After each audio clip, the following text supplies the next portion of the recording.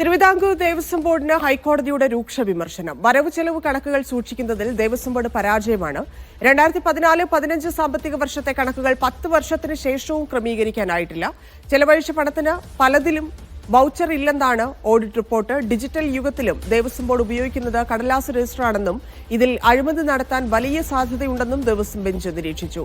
ഈ മാസം 30-ന് സംസ്ഥാന ഓഡിറ്റ് ഡയറക്ടർ നേരിട്ട് ഹാജരാകണമെന്നാണ് ഹൈക്കോടതി നിർദ്ദേശം. അഹമ്മദ് മുസ്തഫ ചേരുന്നു. മുസ്തഫ, വലിയ പരാജയമാണ് എന്നാണ് കോടതി തന്നെ പറയുന്നത്. എന്തൊക്കെയാണ് കോടതിയുടെ നിർദ്ദേശങ്ങൾ?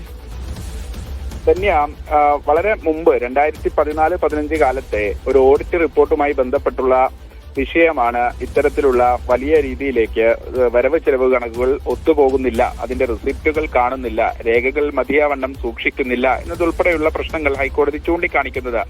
വിഷയവുമായി ബന്ധപ്പെട്ട് അവിടെ നിന്ന് വിരമിച്ച ഒരു മുൻ കമ്മീഷണറുടെ അദ്ദേഹത്തിന്റെ ആനുകൂല്യങ്ങൾ തടഞ്ഞു വെച്ചൊരു വിഷയവുമായി ബന്ധപ്പെട്ട് അദ്ദേഹം നൽകിയ ഒരു പരാതിയിലാണ് പിന്നീട് ഈ ഓഡിറ്റ് റിപ്പോർട്ടിന്റെ ഒബ്ജക്ഷൻ കാരണമാണ് ഈ വിഷയത്തിൽ അദ്ദേഹത്തിന് ആനുകൂല്യം ലഭിക്കാത്തത് എന്നതുൾപ്പെടെയുള്ള വിഷയങ്ങൾ വരുന്നു.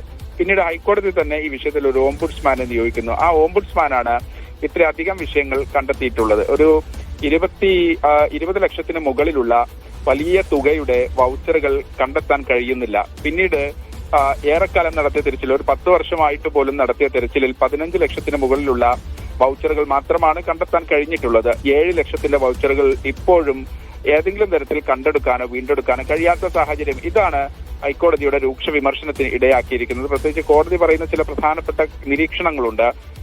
ഇത്രയധികം രൂപയുടെ 7 ലക്ഷം രൂപയുടെ വൗച്ചറുകൾ കണ്ടെത്താൻ കഴിയാത്തത്, അതോടൊപ്പം തന്നെ 10 വർഷമായി ഇതുമായി ബന്ധപ്പെട്ട കണക്കുകൾ ക്രമീകരിക്കാൻ കഴിയാത്തത്, ഒപ്പം തന്നെ നേരത്തെ അംഗീകരിച്ചത് ശരിയായ രേഖകളില്ലാതെ ഈ വർഷാവർഷം നടത്തുന്ന ഓഡിറ്റ് റിപ്പോർട്ടിലെ കണക്കുകൾ അംഗീകരിച്ച നടപടി, ഇതെല്ലാം കൃത്യവിലോപമാണ് എന്നതുൾപ്പെടെ കൃത്യമായി ഹൈക്കോടതി വിമർശിക്കുന്നുണ്ട്. സാമ്പത്തിക ദുർവ്യയത്തിൽ ദേവസ്വം ബോർഡിന് ഹൈക്കോടതിയുടെ ഈ വിഷയവുമായി ബന്ധപ്പെട്ട് തന്നെ പ്രത്യേകമായി തന്നെ നേരത്തെയുള്ള ഈ ശബരിമല കേസുമായി ബന്ധപ്പെട്ട് തന്നെ മഹ്സറിലൊക്കെ കൃത്യമായ കണക്കില്ലാത്ത വിമർശനം നേരത്തെ തന്നെ നിലനിൽക്കുന്നുണ്ട്. ഇപ്പോഴിതാണ് 10 വർഷമായിട്ടും കൃത്യമായി ഓഡിറ്റ് നടത്താനോ അതിൽ ഈ രേഖകൾ മതിയായ രൂപത്തിൽ സൂക്ഷിക്കാനോ കഴിയാത്തതിലാണ് ഹൈക്കോടതിയുടെ വിമർശനം വന്നിരിക്കുന്നത്.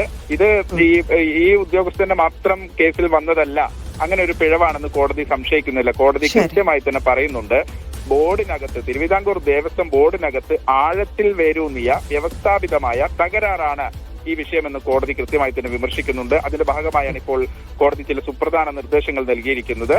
ഈ രേഖകൾ, മുഴുവൻ രേഖകളും, അത് ഒരാൾ സംഭാവന നൽകുമ്പോൾ, ഒരു രസീത് ഉണ്ടാകുമ്പോൾ ഇതിന്റെ വരവ് ചെലവ് മറ്റു കണക്കുകൾ ഉൾപ്പെടെ മുഴുവൻ ഡിജിറ്റൈസ് ചെയ്യുന്നതിന് വേണ്ടിയാണ് ഇപ്പോൾ കോടതി നിർദ്ദേശം നൽകിയിരിക്കുന്നത്. അതിന്റെ ഭാഗമായാണ് ഓഡിറ്റ് റിപ്പോർട്ടും അതോടൊപ്പം തന്നെ ഓഡിറ്റ് ജനറലും ഒപ്പം തന്നെ ഇതിന്റെ കമ്പ്യൂട്ടറൈസേഷന്റെ ചുമതലയുള്ള ഡെപ്യൂട്ടി കമ്മീഷണറും ഉൾപ്പെടെയുള്ള ആളുകൾ ഹൈക്കോടതിയിൽ 30-ന് നേരിട്ട് ഹാജരാകണം. ഇതുമായി ബന്ധപ്പെട്ട് എന്തൊക്കെ കാര്യങ്ങൾ ചെയ്യാൻ കഴിയുമെന്നൊരു സമഗ്രമായ കർമ്മ പദ്ധതി ഹൈക്കോടതിക്ക് മുമ്പിൽ വെക്കാനും നിർദ്ദേശിച്ചിട്ടുണ്ട്. 30-ന് ഈ കേസ് വീണ്ടും പരിഗണിക്കുന്നുണ്ട്. ഉദ്യോഗസ്ഥർ വ്യക്തിപരമായി തന്നെ കോടതിയിൽ ഹാജരായി ഈ ഒരു മാസ്റ്റർ പ്ലാൻ കോടതിക്ക് മുമ്പിൽ നൽകണം എന്നതുൾപ്പെടെയുള്ള കാര്യങ്ങളാണ് കോടതി നിർദ്ദേശം. ധന്യ.